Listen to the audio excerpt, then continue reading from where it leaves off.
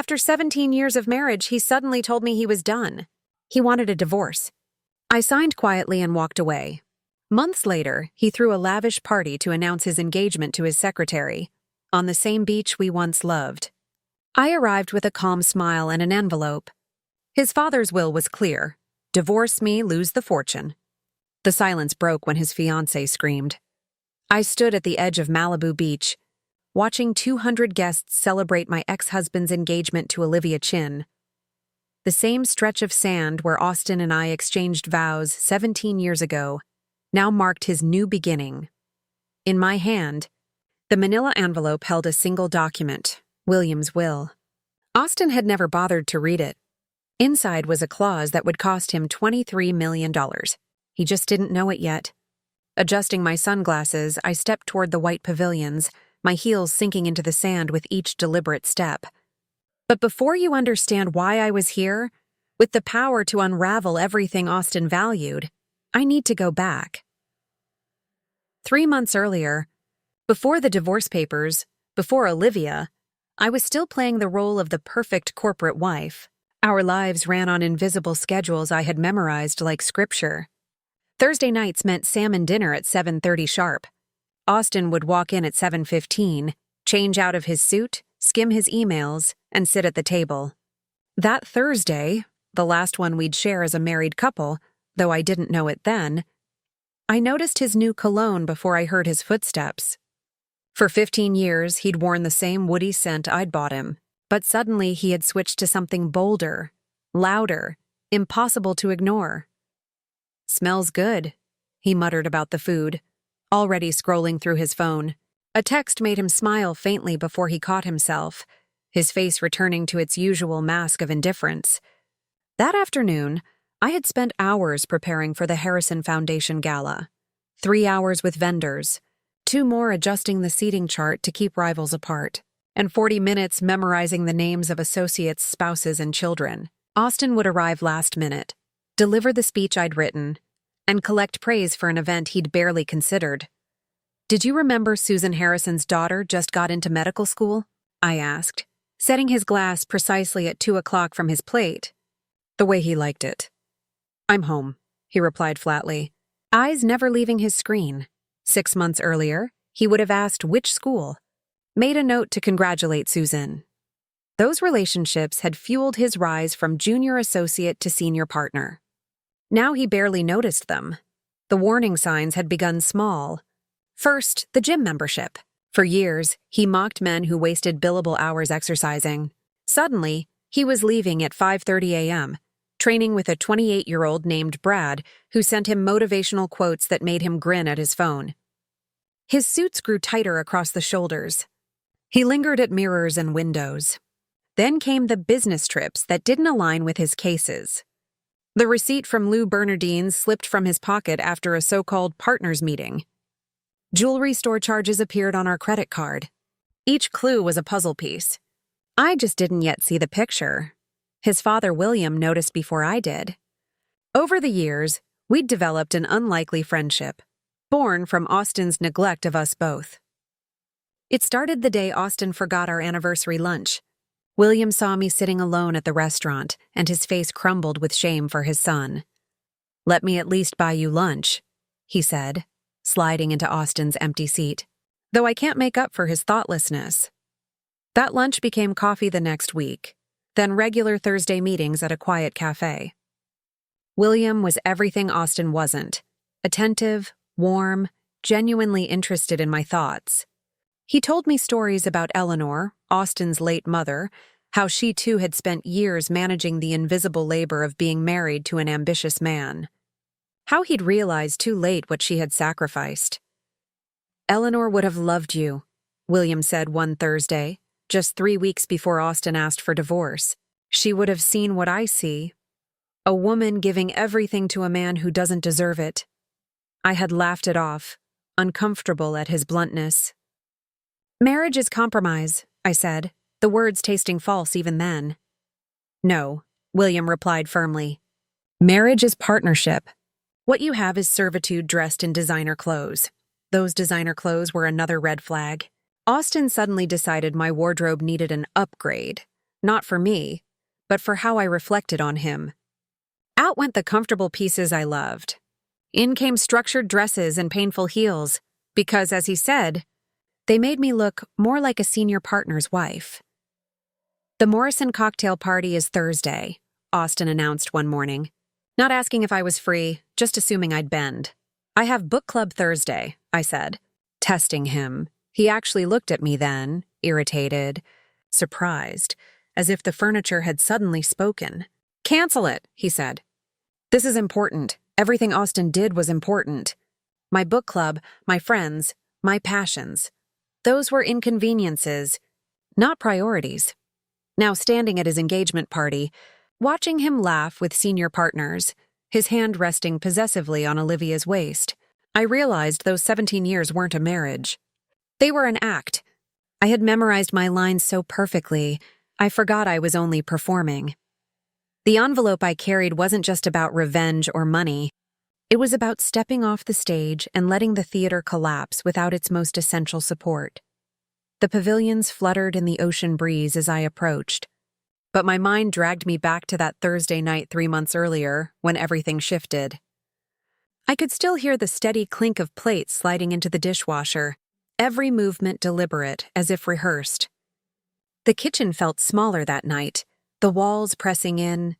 When he finally spoke without turning around, "I'm done, Kay. I want a divorce."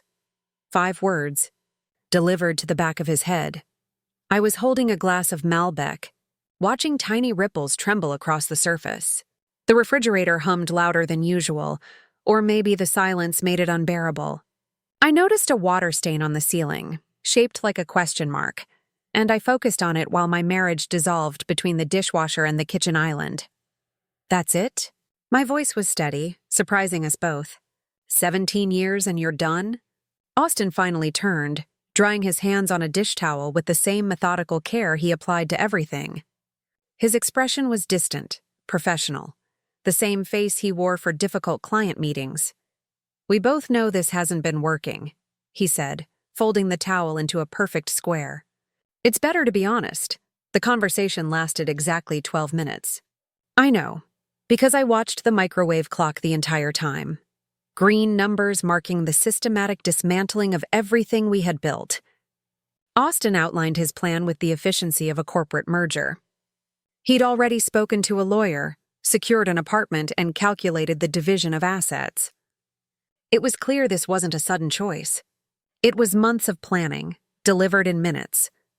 Over the next 2 weeks, he dismantled our life with surgical precision. He packed when I wasn't home, during my Tuesday grocery trips or Thursday book club. I'd return to find gaps in the closet, empty spaces where his shoes had been, hangers swaying slightly like disturbed ghosts. He took his grandfather's Rolex but left the watch I'd given him for our 5th anniversary. He packed his law books but abandoned the novels we'd read together in our early years. One Wednesday morning, his wedding ring appeared on the bathroom counter, placed beside his electric toothbrush like an afterthought. No note, no ceremony, just a circle of platinum catching the morning light. I picked it up and felt its weight, remembering how he had fumbled with it at our beach ceremony. His hands shaking with what I thought was emotion, but now wondered was simply nerves.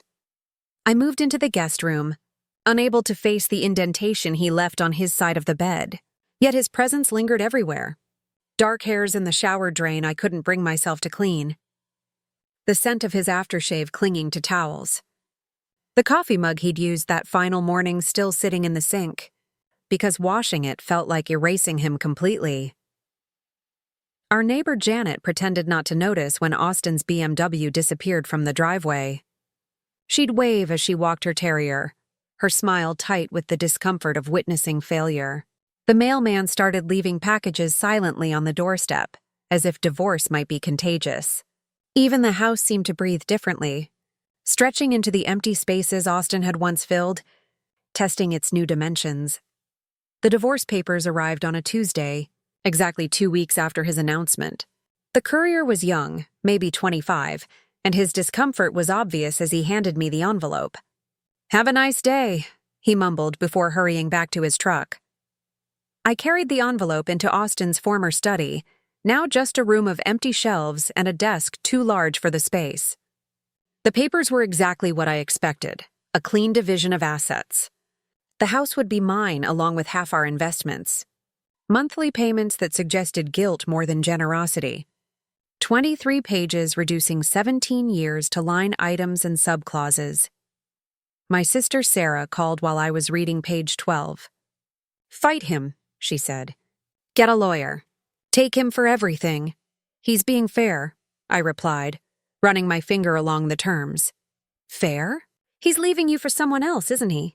I hadn't told her about the receipts, the cologne, the gym membership. But Sarah had been through her own divorce 5 years earlier. She could smell betrayal through the phone. "Does it matter?" I asked, echoing Austin's own words. "Of course it matters. Don't just roll over, Kay." But I wasn't rolling over. Something in my gut told me to wait, to watch, to let Austin believe he was still controlling the story. I pulled out the Mont Blanc pen he'd given me on our 10th anniversary, a gift presented during dinner in Tuscany when he had still looked at me like I mattered. The irony of signing divorce papers with that pen wasn't lost on me. It felt poetic, like closing a circle. Each signature was deliberate. K. Mitchell. K. Mitchell. By the 15th, the name felt foreign. By the 20th, I was already thinking of myself as Kay Chin again, my maiden name, waiting to be reclaimed. 3 days after I returned the signed papers, I met William at our usual cafe. His hands trembled as he lifted his cup, coffee sloshing dangerously near the rim. The anger radiating from him filled the space like static. "Tell me what happened," he said, though his tone suggested he already knew. I explained Austin's announcement, his careful exit, the swift divorce. With every detail, William's jaw tightened, his knuckles white against the ceramic mug. "Did he give you a reason?" "He said it wasn't working anymore." William's laugh was sharp, bitter enough to draw stares. That's what his grandfather said when he left his grandmother. Almost word for word. I hadn't known that story. The parallel chilled me. "There's someone else, isn't there?" William asked, though it wasn't truly a question. Most likely. He reached across the table, taking my hand gently despite the storm in his eyes. "You deserve better, Kay. You've always deserved more than what my son was capable of giving." We sat in silence, the cafe noise fading around us. His thumb traced small circles on my hand, a paternal gesture that made my eyes sting with unshed tears. "I failed him somehow," William whispered. "Failed to teach him what truly matters. Eleanor would be devastated to see what he's become." "This isn't your fault," I assured him, squeezing his hand. But William's expression said otherwise. He carried knowledge about his son that went deeper than my broken marriage. Looking back now, standing at this engagement party with his will in my hands, I understood William had already been preparing his own version of justice. His words echoed as we parted that afternoon. His promise that Austin would face consequences. At the time, it felt hollow. I drove home through streets unchanged, though my world had split open. The house greeted me still draped in Austin's choices, his aesthetic, his obsession with appearances. The next morning, I stood in the living room with a cup of coffee, really seeing it for the first time in years. Everything was white, gray, black. Austin had hired a designer 5 years ago who stripped away anything warm or personal. The walls were gallery white, the furniture sharp, uncomfortable. The art, abstract pieces chosen for their value, not meaning. It looked like a luxury hotel lobby, impressive in photographs, impossible to live in. I set my coffee down and picked up a throw pillow, one of 6 identical gray squares arranged with military precision on the couch. Without thinking, I hurled it across the room. It hit the wall with a satisfying thud, knocking one of Austin's precious abstract prints askew. The crooked frame looked better, more honest. By noon, I had visited 3 furniture stores. Not really shopping, just gathering courage. The salesperson at the 3rd store, a woman about my age with paint still under her fingernails, understood immediately. "Starting over?" she asked gently. "Something like that," I admitted. "Then you need color. You need softness. You need things that make you smile when you walk into a room. Over the next 2 weeks, the transformation was radical. The white walls turned into warm terracotta in the living room, soft sage in the bedroom, and bold turquoise in what had once been Austin's study. I bought an oversized sectional in rich burgundy velvet, something Austin would have despised, piled with jewel-toned pillows, and hung curtains that finally blocked out light instead of just pretending to look architectural. Plants filled every corner: monsteras, pothos, fiddle leaf figs, controlled chaos, but alive. One afternoon, Janet from next door knocked while I was hanging wind chimes on the porch. "Kay, I hardly recognized the place when I walked by," she said, peering through the doorway. "Come in," I offered, watching her expression shift from polite curiosity to genuine surprise. "It's so warm now," she whispered, running her hand along the new chenille throw on the couch. "I never wanted to say anything before, but your house always felt like a museum. Beautiful, but untouchable." "That was the point," I admitted. Austin wanted to impress people, not welcome them. 2 months of this renovation therapy passed before my phone buzzed with an Instagram notification one Saturday morning. I almost ignored it. I'd been avoiding social media since the divorce, but the preview showed a name I recognized: Olivia Chen. The photo stopped me cold. Austin, tanned and smiling, stood on the beach at Malibu. Our beach. The place where we exchanged vows 17 years ago, where we returned for anniversaries until he became too busy. Olivia's left hand rested on his chest, showing off a diamond ring that glittered in the sunset. The caption read, "He proposed at sunset. Can't wait to celebrate with everyone this weekend. Same perfect spot where love found us." My coffee mug slipped, catching the counter edge before it shattered. The comments were already pouring in. Hearts, congratulations, colleagues from Austin's firm celebrating. The timestamp showed it had been posted an hour ago. But when had the proposal actually happened? I did the math. We'd been divorced exactly 10 weeks, which meant Austin was planning this new future while still sleeping beside me. I scrolled through Olivia's profile like a detective. 3 months ago, a photo from San Francisco, captioned "Conference Life." That same weekend, Austin had gone to San Francisco for depositions, calling me from his hotel to say goodnight. But in the corner of Olivia's photo, on the nightstand, was a man's watch, Austin's Rolex. 4 months ago, Olivia at a restaurant I knew well, Le Bernardin. I remembered the receipt I found in Austin's pocket. In the reflection of her spoon, I could just make out Austin's profile. 5 months ago, Olivia wore a necklace I'd never seen before, the same charge I questioned on our credit card. Austin had brushed it off as a client gift he'd forgotten to expense. The pattern was undeniable. While I managed his life, planned his dinners, maintained his image, he'd been building a secret world with a woman half his age. But it was the ring that made me grab my phone and dial a number I hadn't used in years. "Aunt Helen?" I said when Austin's mother's sister answered. "It's Kay. I need to ask you something about Eleanor's jewelry collection." Helen had never liked Austin and made no secret of it, until he stopped inviting her. "What about it, dear?" she asked, her voice soft but curious. "The emerald-cut diamond ring with the Art Deco setting. Austin said it was lost when you moved Eleanor's things." Silence. Then finally, "Lost? That ring has been in our family for 90 years. Eleanor wanted it saved." "Why are you asking?" I texted her Olivia's photo. The line stayed silent so long I thought we'd been disconnected. Then Helen's voice shaking with fury. "That's it. That's Eleanor's mother's ring. Austin told me he was having it reset for your anniversary. That was 8 months ago. 8 months before the gym membership. Before the new cologne. Before I noticed anything. He had been planning his exit while I still believed in our future." I sat in my newly colorful living room, piecing together the timeline of betrayal when the doorbell rang at 7 that evening. Through the peephole, I saw William on my porch, his face drawn, holding a thick folder against his chest. "I'm sorry to come by so late," he said when I opened the door. his eyes drifting over the transformed home.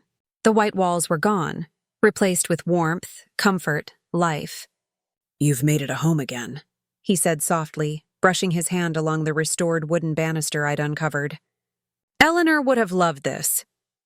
What did you need to tell me? I asked, though something in his eyes made my pulse quicken. He stepped inside and pulled a manila folder from his coat, his hands trembling slightly. 8 years ago, after Eleanor passed, I made some changes to my will. I've been waiting for the right moment to share them. There was weight in his voice, more than just anger at Austin, something deeper. He unfolded a document with deliberate care, like it was both precious and dangerous, and laid it across the table. The highlighted section pulsed in yellow. His finger pointed steadily as I read. In the event that my son, Austin James Mitchell, initiates divorce proceedings against his spouse, Kay Chin Mitchell, without documented evidence of adultery on her part, all inheritance rights shall be forfeit. I read it again. And again. My breath caught, my hands gripping the table until they ached. This can't be legal, I whispered. My attorney spent 3 months making sure it was ironclad, William said, his tone a bitter mix of satisfaction and sorrow. The clause only applies if Austin files first. If you had filed, or if he could prove infidelity, the inheritance would remain. But this way, he let the words hang in the air, heavy with meaning. My mind raced, connecting dates and timelines. Austin had filed for divorce exactly 2 weeks after his announcement. His name appeared on every document as the petitioner. No mention of adultery, no accusations of misconduct. Just irreconcilable differences and a swift division of assets. He'd been in such a rush to move forward with Olivia, and never considered there could be consequences beyond. Our bank accounts. How much are we talking about? I asked, though part of me already knew it was substantial. William had built his investment firm from the ground up. He held patents from his engineering days, owned properties across California. His tone stayed matter-of-fact as he listed the valuation. About $23 million, $15 million in the investment portfolio, $6 million in commercial properties downtown, the family business shares, and Eleanor's art collection. Altogether, $23 million. The number felt unreal. Austin had built his entire life around this inheritance, shaped every choice around the certainty of stepping into his father's empire. Every career move, every relationship, every sacrifice he demanded of me, always for that future. He's never read the will, William added, disgust edging his voice. I asked him so many times to review it, to understand his responsibilities. He always brushed it off, said he trusted me. What he really meant was, he assumed everything would flow to him automatically. My phone buzzed on the table. Another Instagram notification? Olivia had tagged Austin again, this time in a photo of wedding venues. The caption read, "Narrowing down our dream location. Can't wait to start our perfect life together." The casual cruelty of it made my stomach twist. Their love story paraded online while the ink on our divorce was barely dry. William's jaw tightened when he glanced at my screen. "The engagement party is this Saturday," he said, bitterness sharp in his tone. "At Malibu Beach. She even sent me an invitation. Can you believe it? The same beach where you and Austin were married. The symmetry was cruel. Austin proposing to his secretary at the very spot where we exchanged vows. Erasing 17 years with a new promise in the same sand where we'd once stood barefoot. Full of hope. But now, with this document in my hands, the beach took on a new meaning. It would be the place where Austin's carefully constructed future collapsed. I should be there, I said slowly, the plan forming as I spoke. William's eyes gleamed, part pride, part vengeance. I hoped you'd say that. Coming from you in front of all those witnesses, the impact will be devastating. We spent the next hour strategizing, our coffee forgotten as we mapped out every step. William would have his attorney prepare the paperwork, notarized and sealed. I would arrive during the party, not before when they could turn me away, and not after when the moment might be lost. William offered to stand beside me, but I declined. This is something I need to do alone. He understood. This wasn't about protection, it was about reclaiming my own power. Austin had dismissed me as disposable. Now he would learn the truth. That evening I stood before my closet, choosing my outfit with military precision. A white sundress that flowed like water, graceful, not grieving. Austin had always preferred me in dark colors, blacks and grays that wouldn't draw attention from him. The white fabric would make me impossible to ignore. From storage, I brought out my mother's gold jewelry. Delicate chains, intricate earrings Austin once dismissed as too ethnic for his polished image. Now they gleamed with pride. My oversized sunglasses weren't just for mystery. They were armor, hiding whatever storm of emotions I might feel when I walked onto that beach. I practiced in the mirror. The slight smile that suggested confidence without aggression. The way I'd hold the envelope, casual but unmistakable. The tone I would use, pleasant, calm, as if discussing the weather rather than dismantling his empire. This would be the performance of my life. 17 years of being Austin's perfect wife, condensed into one moment of perfect justice. William called that night to confirm. The attorney will deliver official letters to Austin's office on Monday. But your appearance at the party, that's what will make it unforgettable. After we hung up, I thought about the man I'd fallen for 2 decades ago, the ambitious law student who promised partnership, not servitude.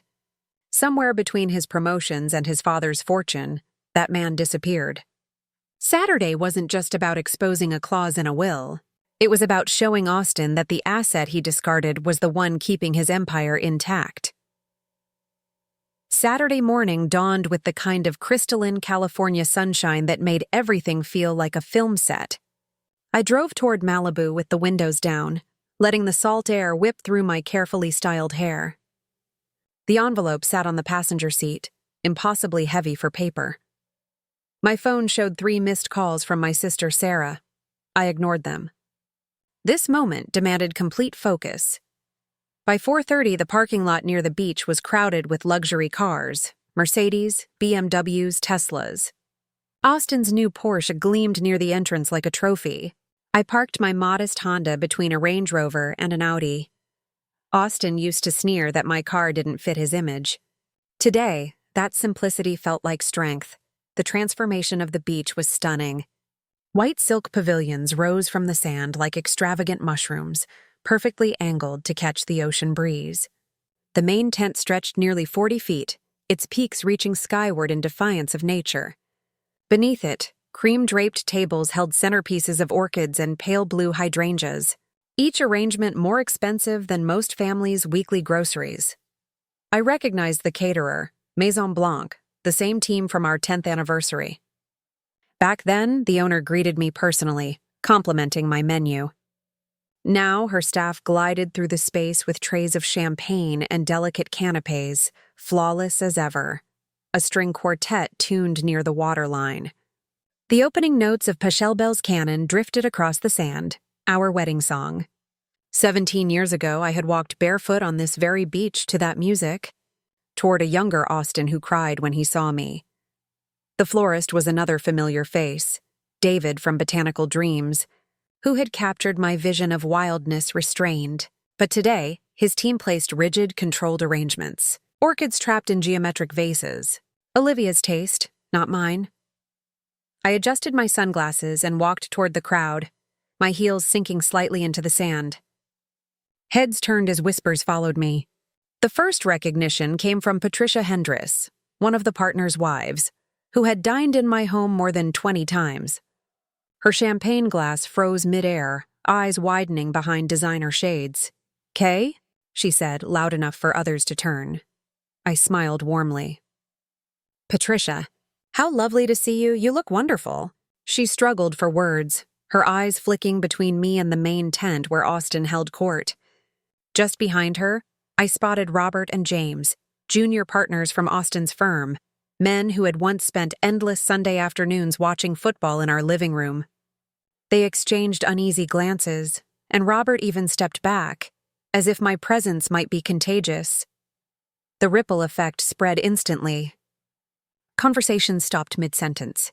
champagne glasses lowered. Heads turned to follow me as I walked across the sand. I recognized so many faces from 17 years of carefully built connections.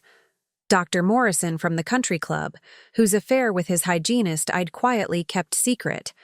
Sandra Phillips from the charity board, who had once wept in my kitchen over her son's arrest. Marcus Chin from Austin's firm, who'd drunkenly confessed his gambling debts at our Christmas party. Now, all of them watched with faces that shifted between shock, discomfort, and guilty recognition. These were the people who had chosen Austin's side during the divorce, who cut off my calls, who unfriended me with surgical precision. And here I was, walking into the middle of Austin's grand engagement celebration. I kept my pace steady, deliberate. Near the tent stood the inner circle. Austin at the center, his back to me, gesturing proudly as he told yet another courtroom story. Olivia clung to his arm, her laughter sharp, like broken glass. She wore a white designer dress that fit like it had been engineered, not sewn. Diamonds glittered at her throat and ears, her hair pulled into a flawless chignon. It was Olivia who saw me first. Her practiced Instagram smile froze into a mask.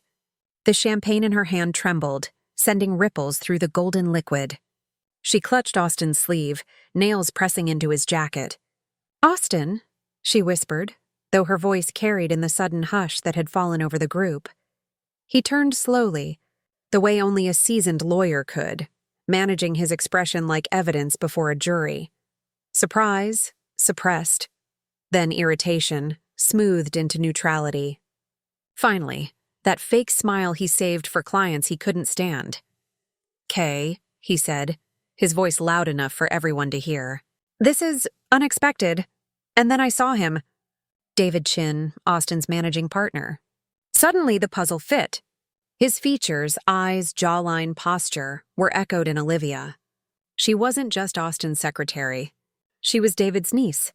The rapid promotion, the favors at the firm, the inheritance on the horizon, it all clicked.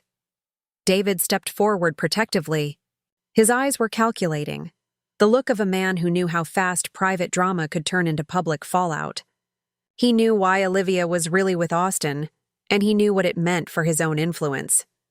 "Mrs. Mitchell," David said carefully, still using my married name. "It's Miss Chin now," I corrected softly. "I've gone back to my maiden name."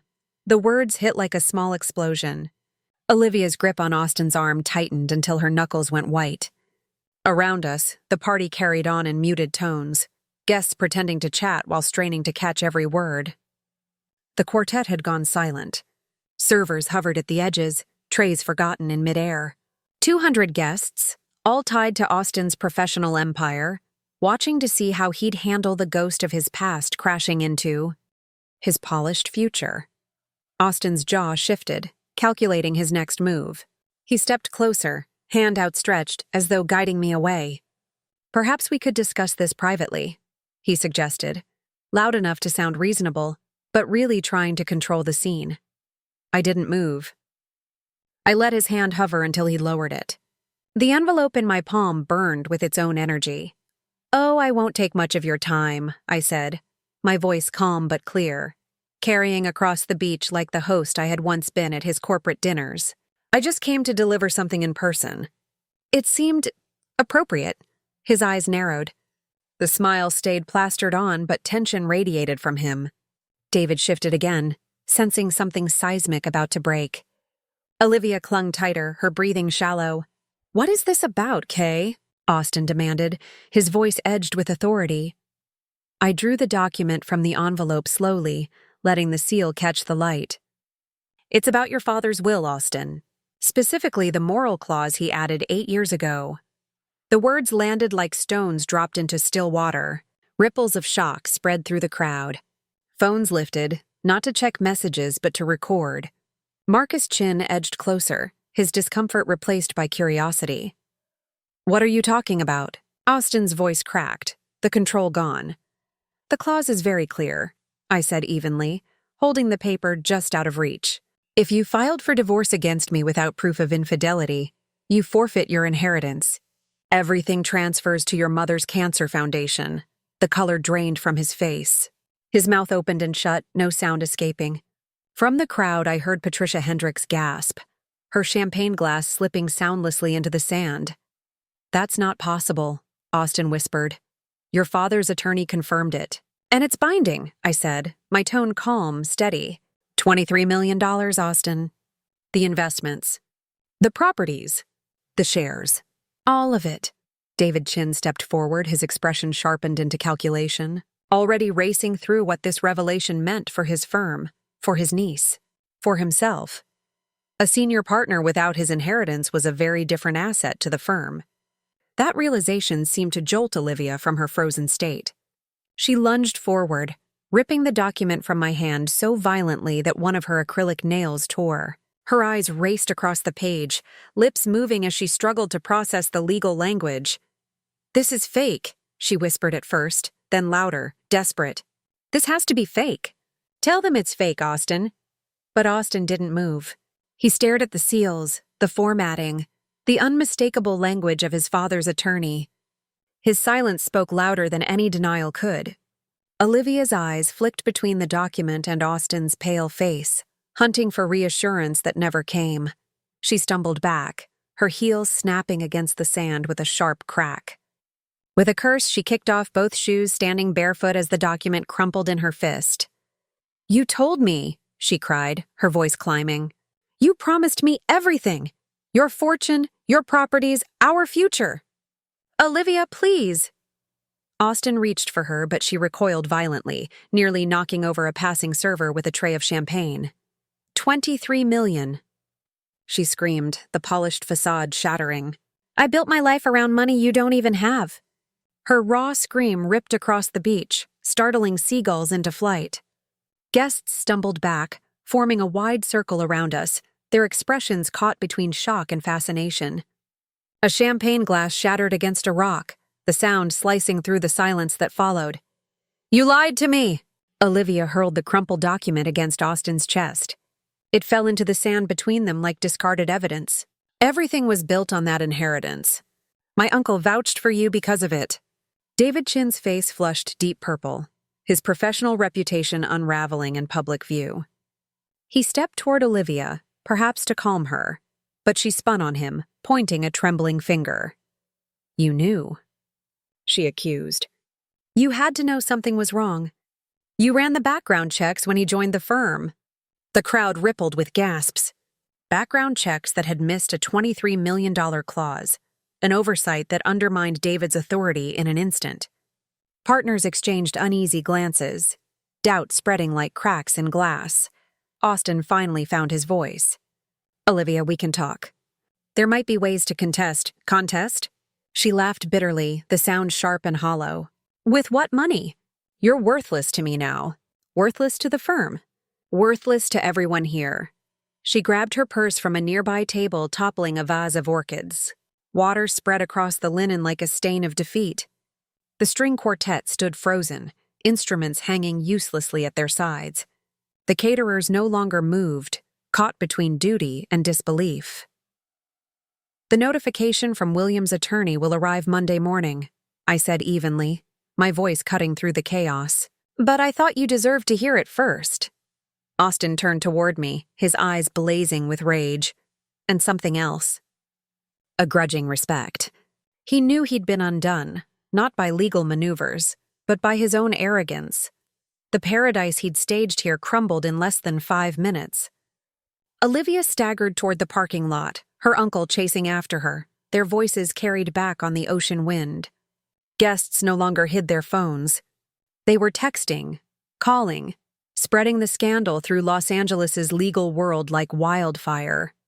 Austin stood alone at the center of it all, the ruins of his celebration surrounding him. I turned and began walking back across the sand, each step deliberate, steady. My white sundress shifted in the ocean breeze, the fabric brushing against my legs as 200 eyes followed. My heels left perfect impressions in the sand, soon to be erased by the tide. But for now, they marked my departure, from 17 years of marriage toward something unknown. The crowd parted as I passed. Patricia Hendricks reached toward me, then stopped, her hand dropping to her pearls. Robert from the firm gave me a slight nod, like a lawyer acknowledging a flawless closing argument. Sandra Phillips mouthed, "Good for you," though no sound came. Behind me, the storm raged on. Olivia's voice cracked with fury and grief. Austin tried to assert control, to manage the chaos like a courtroom, but some things couldn't be managed. Some consequences arrive like natural law, unshakable, final. Marcus Chin stepped into my path. For a moment, I thought he might challenge me. Instead, he moved aside with a gesture that was almost a bow. As I passed, I heard him murmur to his wife, "Austin should have read the will. First rule of law, always read the documents." The sand gave way to pavement beneath my heels. The party noise faded with the waves, replaced by the steady calm of the parking lot. My Honda waited, modest among the luxury cars. My phone buzzed as I reached it. A message from William sent minutes ago. I trust the delivery went smoothly. Dinner Thursday. My treat, as always. The simplicity of it made me smile, truly smile for the first time that day. Not practiced. Not strategic. Just real, I typed quickly. Wouldn't miss it. Your son now knows what he's lost. My hands were steady as I unlocked the car and slid into the seat. No trembling. No second guessing.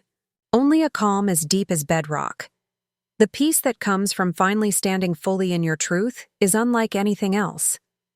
I started the engine and pulled out of the parking lot, taking one last glance at the beach in my rearview mirror. The white pavilions that had looked so elegant an hour ago now seemed like monuments to Austin's pride, temporary structures that would vanish by morning, leaving no trace they had ever been there. The ocean carried on with its eternal rhythm, completely untouched by the human drama unfolding on its shore. This same stretch of sand had witnessed our wedding 17 years ago, when I'd walked barefoot through the surf in a simple white dress, convinced that forever was real. The coastal road curved away from the beach, and I followed it past the familiar landmarks of our relationship.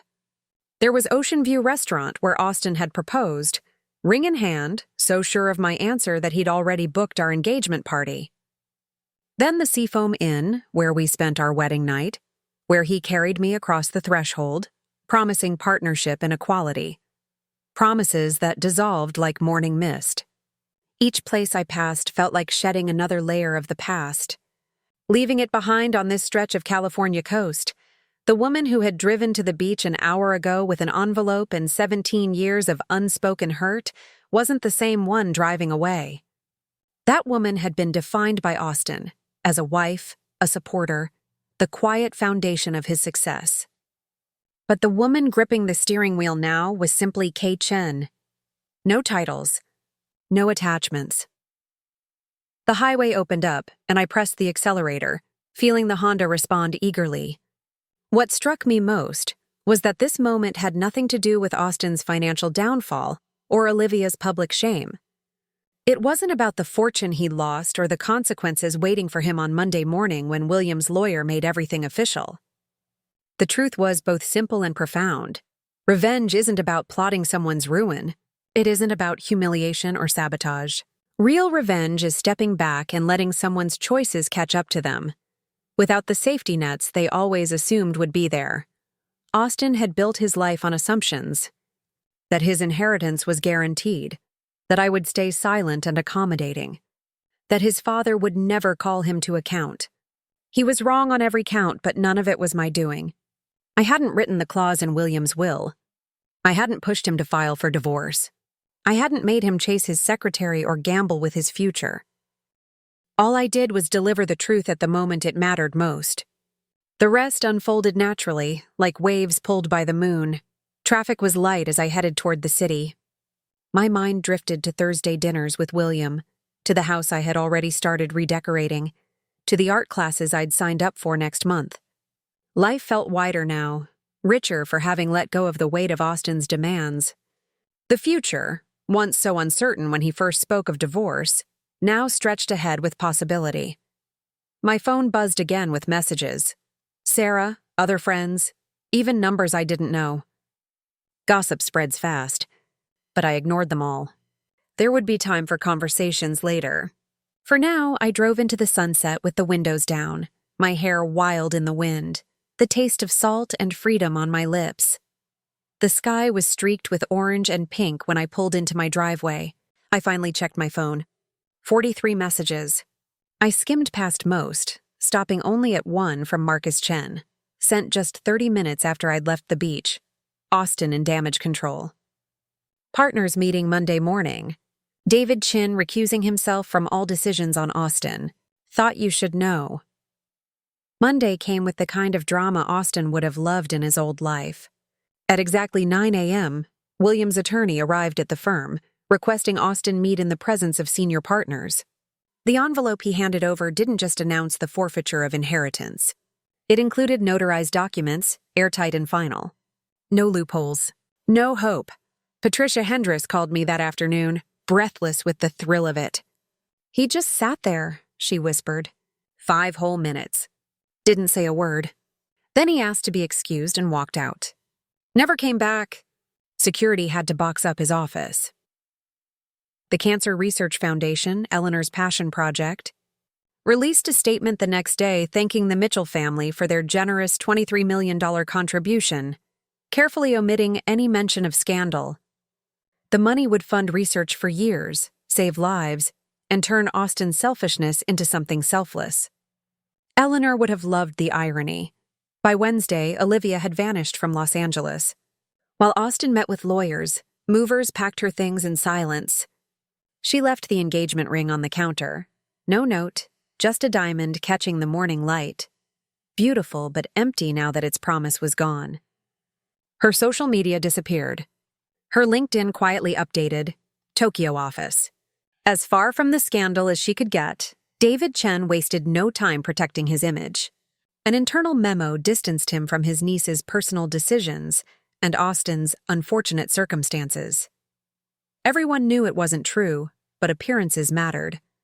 Austin's cases were reassigned within days. His name stripped from the partnership list. His parking spot claimed by some hungry young associate who still believed in forever. The gossip spread like wildfire, retold with new twists each time. By week's end, the story had become legend. The discarded wife returning like an avenging angel. The greedy fiancé fleeing in disgrace. The fortune lost to arrogance. I even heard versions where I'd masterminded everything with William, or where Olivia had gambled knowing all along. None of the stories people told captured the simple truth that consequences follow choices as surely as shadow follows light. Thursday. Dinner with William carried on as though the world hadn't shifted. We sat at our usual restaurant, ordered our usual meals, and spoke of everything but Austin. William looked older, the weight of his son's downfall etched into the lines around his eyes. Yet, beneath the sorrow, there was something like peace. The foundation called today, he mentioned over dessert. They want to name a research wing after Eleanor. She would have loved that, I replied. And I meant it. 6 months later, on an ordinary Tuesday morning, I ran into Austin at a coffee shop near my art class. At first, I almost didn't recognize him. The tailored suits were gone, replaced with khakis and a plain button-down from any department store. His Porsche was nowhere in sight. Through the glass, I watched him head toward an older Toyota. Practical, unremarkable. "Kay," he said. And for the first time in 20 years, he actually looked at me. "Hello, Austin." We stood there a moment, two people who had once promised forever, now strangers bound only by history. He looked older, worn down, but clearer somehow, as if losing everything had stripped away decades of pretense. "I work at a small firm in the Valley now," he offered, without prompting. "Personal injury cases, it's actually fulfilling, helping people instead of just billing hours." "That's good," I said. And to my own surprise, I meant it. "I wanted to apologize," he began, then hesitated, as though realizing no apology could ever be enough. "Not for you, I know it's too late for that. But I need you to know I finally understand. What I threw away, what I never valued." I studied his face, searching for the calculation I had always known, the practiced lines designed to get his way. But this time there was none of that. just exhaustion, and something close to regret. Understanding too late, I said softly, is still understanding. He nodded, started to speak again, then stopped. We parted without a goodbye. Two people walking in opposite directions, finally free of each other's orbit. Thursday dinners with William became the foundation of my new life. We tried new restaurants, shared books, talked art and travel. He celebrated with me when I sold my first painting at a local gallery. He listened without judgment when I admitted I might be ready to date again someday. For the first time, I had the father-daughter bond I had always longed for.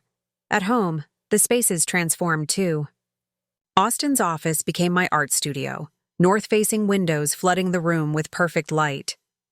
The formal dining room, once used only twice a year, became a library stacked with books he would have dismissed as frivolous. The manicured garden, once kept orderly by hired hands, grew wild under my care. Tomatoes, wildflowers, herbs, a sanctuary alive with butterflies and bees. One evening, dirt under my nails and paint on my jeans, I finally understood. The best revenge was never about destroying Austin. It was about refusing to let him destroy me. Walking away from that beach, from 17 years of being diminished, I had stepped into a life that was mine, entirely, unapologetically mine. The woman who once stood on Malibu Beach with an envelope of consequences had been seeking justice. But the woman tending tomatoes in her garden had found something far greater. She had found herself. If this story of poetic justice had you hooked, hit that like button right now. My favorite moment was when Kay walked across that beach holding the envelope that would shatter everything Austin valued.